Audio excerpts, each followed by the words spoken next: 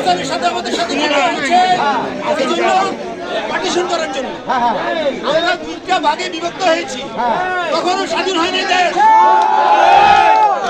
স্বাধীন হয়েছে কবে? 1924 সালে। অনেক রক্তক্ষয়ের বিনিময়ে আমরা এই দেশ স্বাধীনতা অর্জন করেছি। এখন আর আপনারা যারা লাঞ্ছিত হয়েছেন, যারা অপমানিত হয়েছেন, সবাই আমাকে তালিকাটা দিবেন আপনাদের, আমরা সেটাকে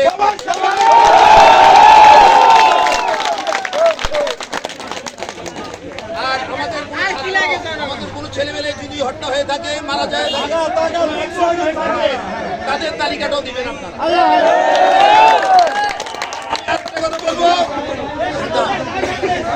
স্বাধীনতা অর্জন করার চেয়ে স্বাধীনতা ধরে রাখাটা কঠিন, ঠিক আছে? আমার নির্দেশনা থাকবে একটাই, সেটা হলো আমাদের কর্তৃপক্ষ যারা আমাদেরকে অপমান করছে, লাঞ্ছিত করেছে, আমরা কি তাদেরকে লাঞ্ছিত করবো? যদি আমরা লাঞ্ছিত করি তাদেরকে, তাদের উপরে হামলা করি, তাহলে আমরা কি হলাম? আমার নির্দেশন থাকবে, আপনারা কেউ কোন স্থাপনায় কেউ আপনাকে আঘাত করেছে, প্রতিঘাত করার চিন্তা করবেন না। আজকের থেকে ওই চিন্তা পরিহার করবেন।